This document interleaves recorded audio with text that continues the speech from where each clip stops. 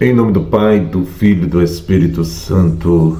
Amém. São José, rogai por nós que recorremos a vós. O Evangelho de hoje está em Mateus capítulo 10, de 1 a 7. Naquele tempo, Jesus chamou os 12 discípulos e deu-lhes poder de expulsar os espíritos maus e de curar todo tipo de doença e enfermidade. Estes são os nomes dos 12 apóstolos.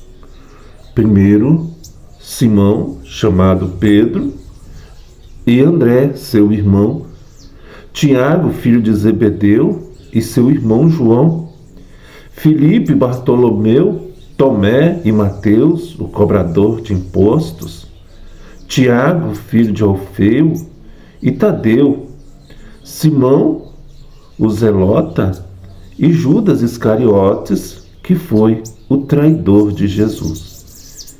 Jesus enviou estes 12 com as seguintes recomendações: não deveis ir aonde moram os pagãos, nem entrar nas cidades dos samaritanos, e diante as ovelhas perdidas da casa de Israel. Em vosso nome anunciai: o reino de Deus está próximo. Palavra da salvação. O Evangelho de hoje, meu irmão, minha irmã, ele nos deixa assim um pouco triste, né? Porque aqui a gente vê o nome dos apóstolos. Vemos no Evangelho de hoje que os apóstolos, a igreja, são frutos do desejo de Deus. Mas acredito que, no primeiro momento, quando a gente lê esse Evangelho, para todos nós, né, o nome dos apóstolos, o que mais nos chama a atenção é Judas Iscariotes. Por que entrou nesta furada, né? Que foi o traidor de Jesus. Quando se fala em Judas, a gente logo lembra, né? Nenhum de nós, meus irmãos e irmãs, vamos saber o certo porque Judas veio a tornar o traidor. Dizer que foi apenas amor ao dinheiro, por aquelas 30 míseras moedinhas, explica, mas não justifica. Dizer, né, Judas, ao ser escolhido por Jesus, porque ele foi escolhido por Jesus, ele estava aqui, ó, olha aqui, na primeira missão, né, ele foi enviado por Jesus, ele participou de tantos momentos com Jesus, né, aqui, ó, Jesus deu a Judas também o poder de expulsar espíritos maus e curar todo tipo de doença e de enfermidade. Ele recebeu a unção, meus irmãos, minhas irmãs. Então o Evangelho de hoje nos deixa triste por essa situação, porque ele poderia se tornar São Judas Iscariotes. Judas, ao ser escolhido de Jesus, perdeu algo importante no relacionamento com o Mestre: a humildade. Por que eu digo a humildade? Por que ele não pediu ajuda, rapaz? Né? Por que ele não pediu ajuda? Jesus, ó, eu vejo dinheiro, eu não aguento ver dinheiro, né? Então, no Evangelho de hoje, vemos que Jesus já havia ali ungido para expulsar espíritos maus, como eu disse, e curar todo tipo de enfermidade. Mas qual foi o problema de Judas? Ele não pediu ajuda a Jesus. Talvez não quisesse chegar até Jesus, mas tinha o Papa, o primeiro Papa, Pedro, me ajuda, cara. Conversa com Jesus lá para mim. Eu vejo dinheiro e minha mão coça. Né? eu estou aqui, mas eu pego de vez em quando as ofertas que as pessoas fazem, eu não quero tomar conta da bolsa, eu não quero ser o tesoureiro. Pedir ajuda. Quantas coisas esse homem viu, meu Deus do céu. Quantas graças ele experimentou. Ele viu Jesus curando, libertando. Ele viu todo o procedimento, tudo que Jesus fez durante os 3 anos que ele teve na evangelização. Judas estava perto. Por que ele não foi humilde e não pediu ajuda a Jesus?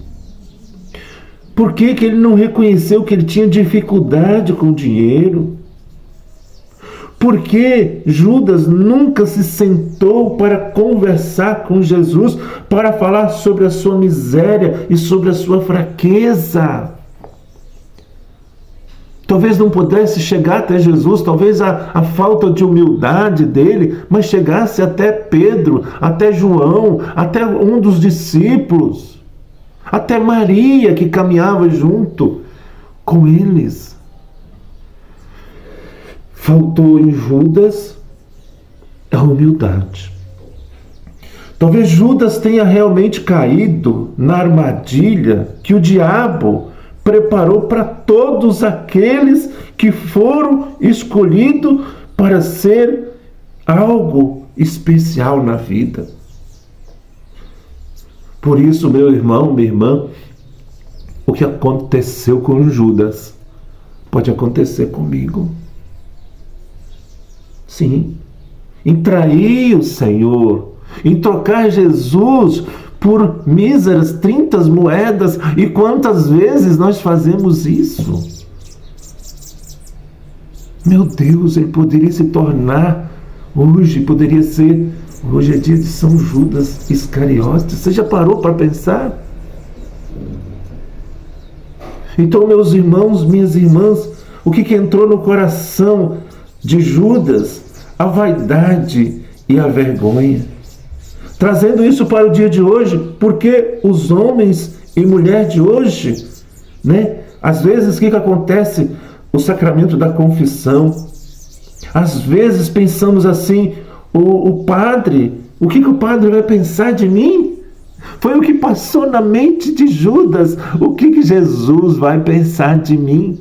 Mas será que ele não sabia? Assim como Jesus via o pensamento, via o coração dos fariseus, ele também via o coração dele. Não foi uma escolha de Jesus para que Judas fosse o traidor. Você vê que Pedro também negou. Eu digo assim que o pecado de Pedro foi até maior, porque Judas ficou no canto dele, e Pedro falou, não, onde o senhor vai, eu vou. Mas Pedro teve uma coisa chamada arrependimento. Quando nós procuramos o padre para fazer uma confissão, quando nós apresentamos a lista dos nossos pecados, nós temos a atitude de Pedro. Chorar amargamente, como Pedro negou o Senhor após o canto do galo. Mas, meu irmão, minha irmã, muito de nós pensamos assim: o que o padre vai pensar de mim? Eu que estou à frente da igreja. E aí vai adiando. Vai fazendo como Judas. Vai tendo atitude de Judas Iscariotes. Eu me confessar? Eu procurar ajuda a Jesus? O que vai pensar de mim? Quando nós falamos isso, quando nós pensamos nisso, nós temos a atitude de Judas. Pedro, ele confessou. Pedro voltou atrás. Não é porque sou servo de Deus que eu não cometo pecado. E cometo pecado. Então, meus irmãos, olha onde foi parar Judas. Como Judas morreu. A morte de Judas Iscariotes foi um suicídio cometido depois de ter ficado cheio de remorso. Há uma diferença do arrependimento, a dor na consciência. O arrependimento nos leva a voltar, a dar as mãos, a procurar o Padre. O remorso, nós nos fechamos. E o que aconteceu com ele? Depois dele ter ficado cheio de remorso, mas não de arrependimento, como Pedro. Pedro se arrependeu, ele voltou atrás. Por sua traição, ambos, Mateus e Lucas, no livro dos Atos, mencionam alguns detalhes da morte de Judas e a reconciliação. Detalhes entre os dois relatos têm apresentado algumas dificuldades. Mateus diz que Judas morreu enforcado. Aqui está o relato do Evangelho de Mateus. Então Judas, atirando para o santuário as moedas de prata, nem ficou com as moedas. Retirou-se e foi enforcar-se. E os principais sacerdotes, tomando as moedas, disseram: não é lícito deitá-las no cofre das ofertas, porque é preço de sangue.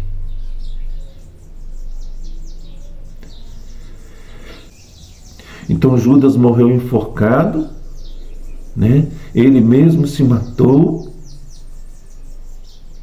e esse foi o final deste homem. Eu digo para você, nunca se sinta melhor do que as outras pessoas. Não tenha vergonha de procurar o Padre.